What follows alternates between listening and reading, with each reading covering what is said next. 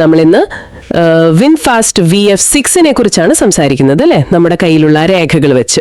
അതെ, വിയറ്റ്നാമിൽ നിന്നുള്ള ഒരു ഇലക്ട്രിക് കാർ നിർമ്മാതാക്കളാണ് വിൻഫാസ്റ്റ്. അവരുടെ VF6 മോഡൽ. അപ്പോ എന്താണ് ഇതിന്റെ പ്രധാന കാര്യങ്ങൾ? പ്രകടനം, ഡിസൈൻ, പിന്നെ ഇന്ത്യയിൽ എപ്പോ വരും, എന്തൊക്കെ മാറ്റങ്ങൾ കാണും, ഇതൊക്കെ നമുക്കൊന്ന് വിശദമായി നോക്കാം. തുടങ്ങുന്നത് ഡിസൈനിൽ നിന്നാവാം. വിയറ്റ്നാം കമ്പനി ആണെങ്കിലും ഡിസൈൻ ഇറ്റലിയിൽ നിന്നാണെന്ന് കേട്ടല്ലോ. ശരിയാണ്. പ്രമുഖ ഡിസൈൻ ഹൗസായ ടൊറീനോ അല്ലെങ്കിൽ പിനിൻഫാരീന അവരാണ് ഇത് ഡിസൈൻ ചെയ്തത്. അത് കാരണം ഒരു പ്രത്യേക യൂറോപ്യൻ ഭംഗിയുണ്ട്. ഓക്കെ, ആ മുൻവശത്ത് V ഷേപ്പ് ഗ്രില്ലൊക്കെ അല്ലെ, DRLകളും. അതെ, അതൊക്കെ ശ്രദ്ധേയമാണ്. ഏകദേശം ഒരു 4.2 മീറ്റർ നീളം വരും. പിന്നെ വീതി 1.8 മീറ്റർ, ഉയരം 1.6 മീറ്റർ. അങ്ങനെ മോഡലുകൾ ഏതൊക്കെയാണ് പ്രധാനമായിട്ടും? ഇക്കോ, പ്ലസ് എന്നിങ്ങനെ രണ്ടെണ്ണാണ് മെയിൻ. പക്ഷെ ഇന്ത്യയിൽ വരുമ്പോൾ പ്ലസ് ആയിരിക്കും ഒരുപക്ഷെ ബേസ് മോഡൽ എന്ന് തോന്നുന്നു. ഇന്ത്യൻ ലോഞ്ചിന്റെ കാര്യം പറഞ്ഞല്ലോ. എപ്പോഴാണത്? 2025 പകുതിയോടെ തമിഴ്നാട്ടിലെ തൂത്തുക്കുടിയിൽ ഇവരുടെ പ്ലാന്റിൽ അസംബ്ലി തുടങ്ങുമെന്നാണ് കേൾക്കുന്നത്. അപ്പൊ ലോക്കൽ അസംബ്ലി ഉണ്ടാവും. അത് നല്ലതാണല്ലോ. ഇനി പിനിൻഫരീന ഡിസൈൻ എന്ന് പറയുമ്പോൾ അതിന്റെ ഒരു ക്വാളിറ്റി ഉണ്ടാവും. തീർച്ചയായും. അളവുകളിലേക്ക് വന്നാൽ വീൽ ബേസ് എത്രയാണ്? 2.7 മീറ്റർ. ഏകദേശം അത്ര തന്നെ, 2730 mm. പിന്നെ ഇന്ത്യൻ റോഡുകൾക്ക് വേണ്ടി ഗ്രൗണ്ട് ക്ലിയറൻസ് കൂട്ടിയെന്ന് പറഞ്ഞല്ലോ, 190 mm. അതെ, അത് പ്രത്യേകം ശ്രദ്ധിച്ചിട്ടുണ്ട്. 190 mm ആക്കിയിട്ടുണ്ട്. നമ്മുടെ സാഹചര്യങ്ങൾക്ക് അത് വളരെ നല്ലതാണ്. ശരിയാണ്. വീലുകൾ പ്ലസ് മോഡലില് 19 ഇഞ്ച് ആണെങ്കിലും ഇന്ത്യയിൽ ഒരു 18 ഇഞ്ച് പ്രതീക്ഷിച്ചാൽ മതിയല്ലേ? അതാണ് സാധ്യത. കോസ്റ്റ് കുറയ്ക്കാനും റൈഡ് ക്വാളിറ്റി കൂട്ടാനും ചിലപ്പോൾ 18 ആവും. പക്ഷേ ഈ മുൻവശത്ത് സ്റ്റോറേജ്, ഫ്രങ്ക് ഇല്ല എന്നത് ചിലർക്ക് ഒരു കുറവായി തോന്നില്ലേ? ഇനി ബാറ്ററിയുടെ കാര്യം, 59.6 kW ആണല്ലേ LFP ബാറ്ററി. അതെ, LFP ആണ്, ലിഥിയം അയൺ ഫോസ്ഫേറ്റ്. ഇത് സാധാരണ കൂടുതൽ ഈട് നിൽക്കും, കുറച്ചുകൂടി സേഫ് ആണ്, പിന്നെ വില കുറയ്ക്കാനും സഹായിക്കും. ഓക്കെ, പക്ഷേ NMC ബാറ്ററിയെ അപേക്ഷിച്ച് റേഞ്ച് കുറവാണോ LFPക്ക്? ചെറിയ വ്യത്യാസമുണ്ടാവും എനർജി ഡെൻസിറ്റിയിൽ. ഇതിന്റെ WLTP റേഞ്ച്, അതായത് ടെസ്റ്റ് കണ്ടീഷനിൽ കിട്ടുന്നത് പ്ലസ് മോഡലിന് 381 കിലോമീറ്റർ ആണ്. ഇക്കോക്ക് കുറച്ചുകൂടി കിട്ടും, 399 381 WLTP. അപ്പോൾ നമ്മുടെ നാട്ടിലെ ഓട്ടത്തില് ഈ ചൂടും ട്രാഫിക്കും ഒക്കെ വെച്ച് ശരിക്കും എത്ര കിട്ടും? ഒരു 350. ഏകദേശം അത്രയൊക്കെ പ്രതീക്ഷിക്കാം. 345-350 കിലോമീറ്റർ ഒരു റിയലിസ്റ്റിക് റേഞ്ച് ആയിരിക്കും. പ്രകടനം എങ്ങനെയുണ്ട് ഈ പ്ലസ് വേരിയന്റിന്? പ്ലസിന് ഏകദേശം ഒരു 200-204 HP പവറും 310 Nm ടോർക്കുമുണ്ട്. അത്യാവശ്യം നല്ല പവറാണ്. 310 Nm ടോർക്ക് എന്ന് പറയുമ്പോൾ പെട്ടെന്നുള്ള ആക്സിലറേഷനൊക്കെ നല്ലതായിരിക്കും അല്ലെ, ഓവർടേക്ക് ചെയ്യാനൊക്കെ? തീർച്ചയായും. സിറ്റിയിലും ഹൈവേയിലും ആവശ്യത്തിന് പെർഫോമൻസ് കിട്ടും.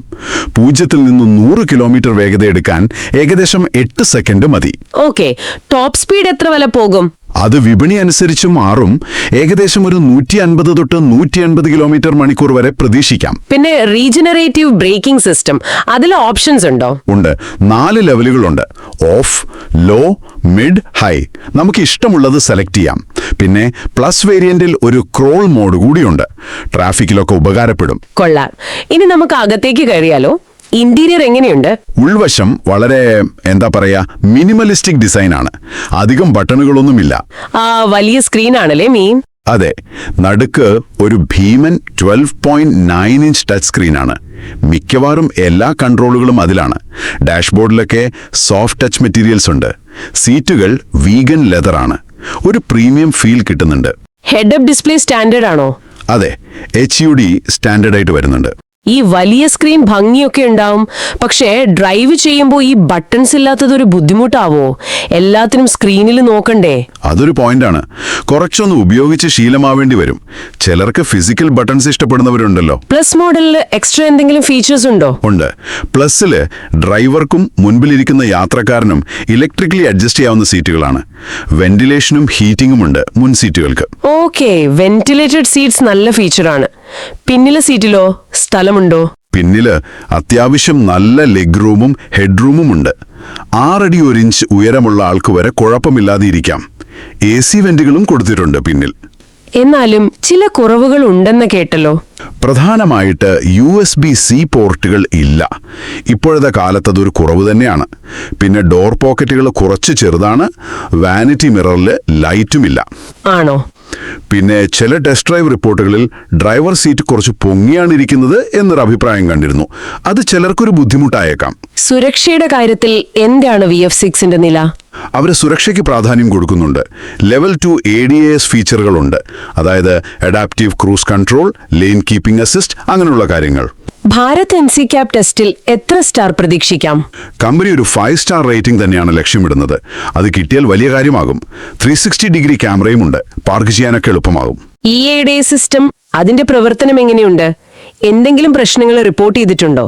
ചില പുറത്തുള്ള റിവ്യൂകളിൽ ലെയിൻ കീപ്പ് അസിസ്റ്റ് ചിലപ്പോൾ കുറച്ച് അഗ്രസീവ് ആണെന്നും ഓട്ടോമാറ്റിക് ഹൈ ബീം അത്ര സ്മൂത്ത് അല്ലെന്നും ചില അഭിപ്രായങ്ങൾ വന്നിട്ടുണ്ട്. ഓക്കെ, അപ്പോ ഇന്ത്യൻ വേർഷനിൽ അത് മെച്ചപ്പെടുത്തുമോ എന്ന് നോക്കണം അല്ലേ? അതെ, ഇന്ത്യൻ സാഹചര്യങ്ങൾക്കനുസരിച്ച് ട്യൂൺ ചെയ്യുമായിരിക്കും. ചാർജിങ്ങിന്റെ കാര്യം കൂടി പറഞ്ഞേക്കൂ. നമ്മുടെ നാട്ടിൽ സാധാരണ കാണുന്ന CCS2 ചാർജിംഗ് പോർട്ടാണ്. വീട്ടിലെ AC ചാർജർ വച്ചാൽ ഒരു 8-10 മണിക്കൂർ എടുക്കും ഫുള്ളാവാൻ. ഫാസ്റ്റ് ചാർജിങ്ങോ? DC ഫാസ്റ്റ് ചാർജർ ഉപയോഗിച്ചാൽ വളരെ പെട്ടെന്ന് ചാർജ് ചെയ്യാം. ഏകദേശം ഒരു 20-45 മിനിറ്റ് മതിയാവും 10% നിന്ന് 70% വരെ എത്താൻ. അത് കൊള്ളാം. ഒരു ചായ കുടിക്കുന്ന സമയം മതി. അതെ. പിന്നെ രസകരമായ ഒരു കാര്യം, ചില ഇന്റീരിയർ പാർട്സ്, സ്വിച്ചുകളൊക്കെ BMW-ൽ നിന്ന് എടുത്തതാണെന്നും ചില സംസാരമുണ്ട്. Body design പിനിൻഫറിനെയും. ഓഹോ, BMW പാർട്സോ? ചില റിപ്പോർട്ടുകൾ സൂചിപ്പിക്കുന്നു. വിയറ്റ്നാമിലാണ് ഇപ്പോൾ പ്രൊഡക്ഷൻ. പിന്നെ 2025 പകുതിയോടെ തൂത്തുക്കുടിയിൽ തുടങ്ങുമല്ലോ. അപ്പോൾ ലോക്കലൈസേഷൻ കൂടും. അപ്പോ ഇതിന്റെയൊക്കെ ഒരു സമ്മറി എന്താണ്? VF6 എന്ന് പറഞ്ഞാൽ നല്ല ഡിസൈൻ, തരക്കേടില്ലാത്ത പെർഫോമൻസ്, പ്രത്യേകിച്ച് പ്ലസ് മോഡൽ, പിന്നെ വിശാലമായ ഉൾവശം, വലിയ സ്ക്രീൻ, ADS ഒക്കെയുണ്ട്. അതെ, ഇന്ത്യക്ക് വേണ്ടി ഗ്രൗണ്ട് ക്ലിയറൻസ് കൂട്ടിയതും ഇവിടെ തന്നെ അസംബിൾ ചെയ്യുന്നതും നല്ല കാര്യങ്ങളാണ്. പക്ഷേ ഈ ADSലെ ചെറിയ പ്രശ്നങ്ങൾ റിപ്പോർട്ട് ചെയ്യപ്പെട്ട് USB-C ഇല്ലാത്തത്, ചിലപ്പോൾ ഡ്രൈവർ സീറ്റിന്റെ ആ ഒരു പൊക്കം, ഇതൊക്കെ ശ്രദ്ധിക്കണം. തീർച്ചയായും. പിന്നെ ലോക്കൽ അസംബ്ലി തുടങ്ങുമ്പോൾ ക്വാളിറ്റി നിലനിർത്തുന്നതും വളരെ പ്രധാനമാണ്. അതെ. അപ്പൊ നമ്മളിത് അവസാനിപ്പിക്കുമ്പോൾ നിങ്ങൾക്കായി ഒരു ചോദ്യം. 2025 ഇത് ഇന്ത്യൻ നിരത്തിൽ എത്തുമ്പോൾ ഈ ഫീച്ചറുകളും ലോക്കൽ അസംബ്ലിയും ഒക്കെ വെച്ച് VF6 എങ്ങനെയായിരിക്കും പിടിച്ചു നിൽക്കുക? വിലയായിരിക്കും നിർണായകം, അതോ ഫീച്ചറുകളോ, അല്ലെങ്കിൽ ഒരു പുതിയ ബ്രാൻഡ് എന്ന നിലയിൽ ആളുകൾ ഇതിനെ എങ്ങനെ സ്വീകരിക്കും? ഇതൊന്ന് നിങ്ങൾ ആലോചിച്ചു നോക്കൂ.